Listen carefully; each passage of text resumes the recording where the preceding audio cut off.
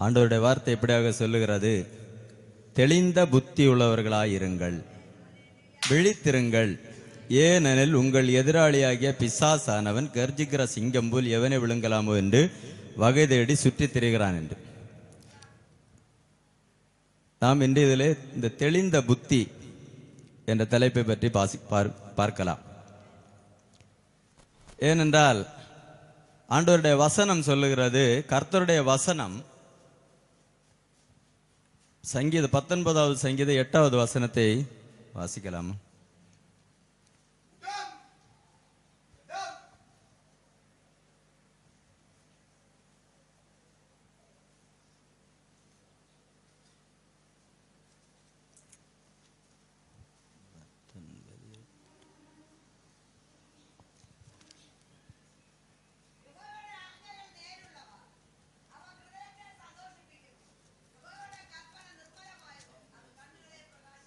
தமிழ்ல ஒன்று வாசிக்கலாமா?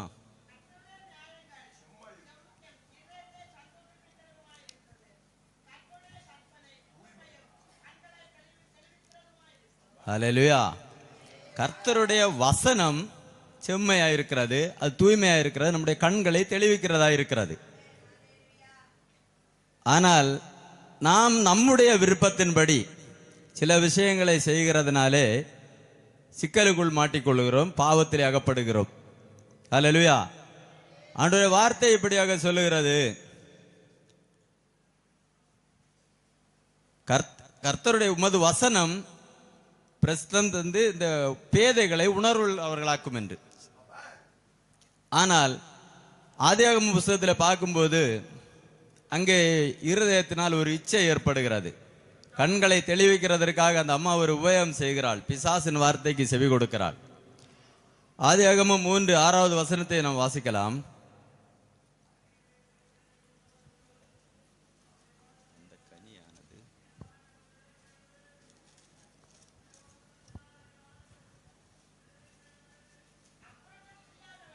அப்பொழுது ஸ்திரீயானவள், அந்த விருட்சம் புசிப்புக்கு நல்லதும் பார்வைக்கு இன்பமும் புத்தியை தெளிவிக்கிறதற்கு இச்சிக்கப்படத்தக்க விருட்சமாய் இருக்கிறது என்று கண்டு அதன் கனியை பறித்து புசித்து தன் புருஷனுக்கும் கொடுத்தாள். ஹல்லேலூயா. ஆண்டவருடைய வார்த்தை சொல்லுகிறது, அவருடைய வசனத்தின் பிரசித்தம் வெளிச்சம் தந்து பேதைகளை உணர்வுள்ளவர்களாக்கும். அவருடைய வசனம் சத்தியம், அது நம்முடைய கண்களை தெளிவிக்கிறதா இருக்கிறது. ஹல்லேலூயா. இன்னும் நாம் எதற்கெல்லாம் தெளிந்த புத்தி உள்ளவர்களாய் இருக்க வேண்டும் என்று சொல்லி பார்ப்போம். நாம் ஜெபம் பண்ணுகிறதற்கு தெளிந்த புத்தி உள்ளவர்களாய் இருக்க வேண்டுமா? ஹல்லேலூயா. வேதம் இப்படியாக சொல்லு, நீங்கள் ஜெபத்திலே விசுவாசம் உள்ளவர்களை எவைகளை கேட்பீர்களோ அவை பெற்றுக்கொள்ள வேண்டும் என்று, பெற்றுக்கொள்வோம் என்று விசுவாசிக்க வேண்டும். ஆனால் நாம் ஜெபத்திலே எப்படி இருக்கிறோம், அல்லது ஜெபத்திலே அந்த ஜெபம் எப்படி தேவனுக்கு பிரியமா இருக்கு, இந்த ஜெபத்திலே எப்படி பெற்றுக்கொள்வோம் என்பதை 1 பேதுரு 4வது அதிகாரம் 7வது வசனத்திலே தெளிவாக சொல்லி இருக்கிறார்.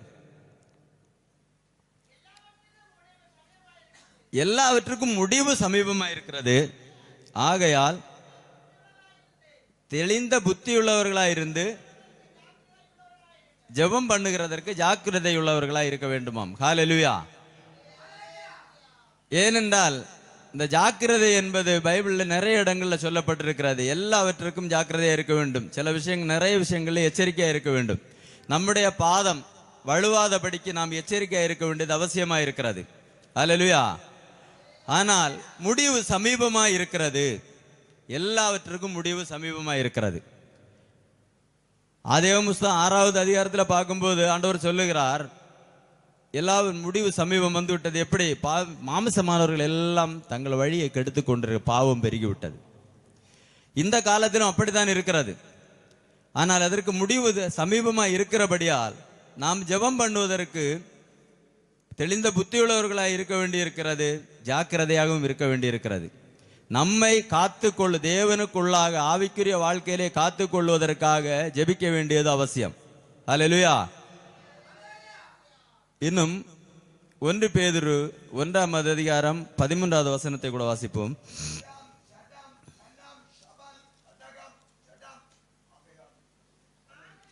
ஆகையால்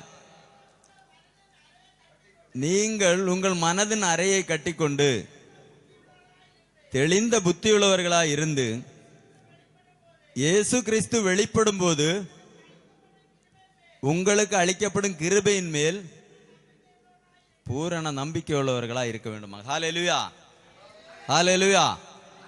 ஏனென்றால் நாம் இந்த பூமியிலே பல விஷயங்களிலே தவறுதலோடு வாழ்ந்து கொண்டிருக்கிறோம். பரிசுத்தமான தேவனை ஆராதிப்பதற்காக எந்த பரிசுத்தமும் நம்மிடத்தில் இல்லை. ஹல்லேலூயா. ஆனால் நம்மை பரிசுத்தப்படுத்துகிறவர் தேவன் ஒருவரே. இயேசு கிறிஸ்துவின் ரத்தம் மூலமாய் நம்முடைய பாவங்கள் கழுவப்பட்டு நாம் பரிசுத்தமாக்கப்பட்டோம் என்று அவர் நம்மேல் வைத்த கிருபையை நாம் என்ன செய்ய வேண்டும்? பூரண நம்பிக்கையுள்ளவர்களாய் இருக்க வேண்டும். கிருபை என்பது தகுதியில்லாத இடத்திலே நம்மை கொண்டு போய் நிறுத்துகிறது, நம்மை தகுதிப்படுத்துவது. ஹல்லேலூயா. மனிதர்கள் நம்மை பார்த்து தகுதி இல்லை, தரமில்லை என்று ஒதுக்கி வைக்கிற இடத்திலே அவர்கள் முன்னாடி தேவன் நம்மை கொண்டு போய் உயர்ந்த ஸ்தானத்தில் உட்கார வைக்கிறது தான் கிருபை. ஹல்லேலூயா. இதற்காகவே பரலோகத்திலிருந்து இறங்கி வந்து பூமியிலே நமக்கு சாட்சியாய் வாழ்ந்து நம்முடைய வழிகளை காண்பித்து அவர் மீண்டும் பரலோகத்துக்கு ஏறி சென்றிருக்கிறார். சென்றது மட்டுமல்ல, மறுபடியும் வந்து நம்மை அழைத்து கொண்டு செல்வார் என்று நாம் விசுவாசித்திருக்கிறோம். ஹல்லேலூயா. இப்படியாப்பட்ட இந்த விசுவாசத்தின் மேல் நாம் பூரண நம்பிக்கை உள்ளவர்களாக இருக்க வேண்டியது அவசியமா இருக்கிறது. ஹல்லேலூயா. இன்னும் புத்தி தெளிந்த போது நாம் எங்கே வர வேண்டும் என்பதை கூட ஒரு வசனத்தின் ஆதாரத்தில் பார்க்கலாம். லூக்கா 15வது அதிகாரம் 17 முதல் 20 வரைக்கும் வாசிப்போம்.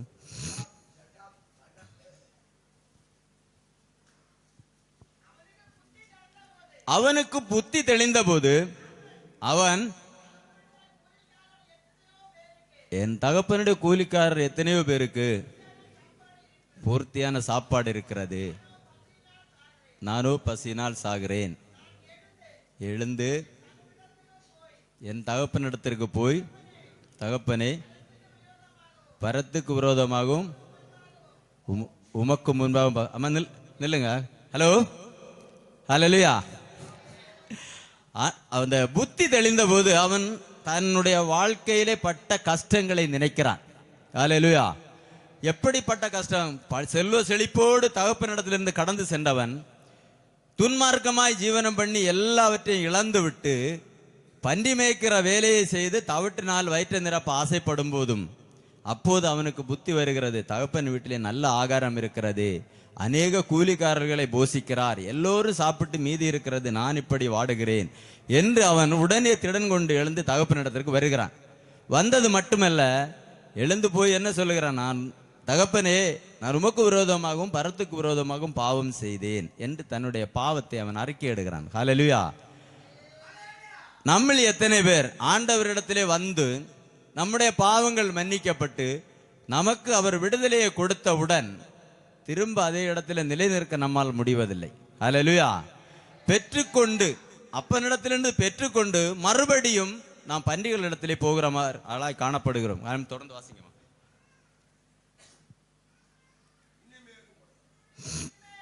இனிமேல் உம்முடைய குமாரன் என்று சொல்லப்படுவதற்கு நான் பாத்திரன் அல்ல, கூலிக்காரல் ஒருவனாக என்று சொல்லி எழுந்து புறப்பட்டு தன் தகப்பனிடத்தில் வந்தான். அவன் தூரத்தில் வரும்போதே அவன் தகப்பன் அவனை கண்டு மனதுருகி ஓடி அவன் கழுத்தை கட்டிக்கொண்டு அவனை முத்தம் செய்தான். ஹல்லேலூயா. இந்த அனுபவம் எத்தனை பேருக்கு கிடைத்திருக்கிறது என்று எனக்கு தெரியாது, ஆனால் எனக்கு கிடைத்ததாக நான் உணர்கிறேன். ஹல்லேலூயா. அப்பனிடத்திலிருந்து பெற்றுக்கொண்டு எல்லாவற்றையும் அழித்து மறுபடியும் மனம் திரும்பி தன் தகப்பனிடத்திற்கு வரும்போது அந்த மகனை தகப்பன் முன்னிலும் அதிகமாய் நேசிக்கிற ஒரு தகப்பன் தான் நம்முடைய கிறிஸ்துவாகிய இயேசு. ஹல்லேலூயா.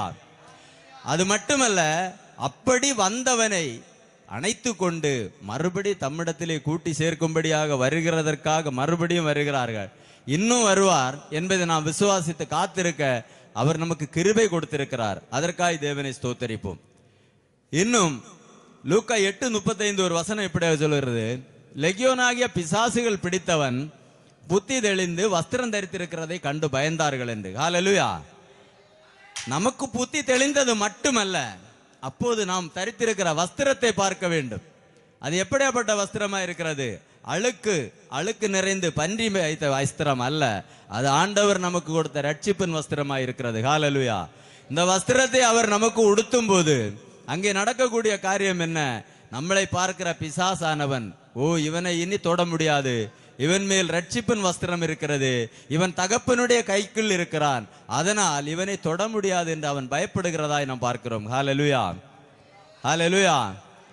தேவனிடத்திலே வந்து அவருடைய ரட்சிப்பை பெற்றுக்கொண்ட நாம் அவருடைய வார்த்தையை அனுசரித்து அவருடைய கற்பனைகளை கைக்கொண்டு அவருக்குள் நிலைநிற்போமானால் இந்த உலகத்திலே இருக்கக்கூடிய எல்லா சாத்தானிய மண்டலங்களும் நம்மை பார்த்து பயப்படும் என்பதை ஆண்டவர் சொல்லுகிறார். ஹல்லேலூயா. ஹல்லேலூயா. நாம் தனிமையா இருக்கிறோம் என்று நாம் நினைத்தாலும் போராட்டங்கள் மத்தியிலே இந்த தகப்பனுடைய கரத்திலே இருக்கிறோம் என்பதை நாம் அநேக தரம் மறந்து போகிறோம். ஹல்லேலூயா. நம்முடைய சகோதரர் சொன்னது போல அந்த மரக்குரிசை சுமக்கவே பாடுபட்டால் பெரிய கல்லும் மரவுமான பெரிய வேதனையான குரிசைகளை எப்படி சுமக்க முடியும்? நமக்கு முடியாது. அதனால ஆண்டவர் தந்த சிறிய சிலுவையை நாம் எடுத்துக்கொண்டு அவருக்கு பின் சென்று அவருடைய வழிகளிலே நம்மை நிலைநிறுத்தி அந்த கிருபையின் மேல் பூரண நம்பிக்கை உள்ளவர்களாக இருக்கும்படி தேவன் ஒருவர் அனுகிரகம் செய்வராக. ஆமென்.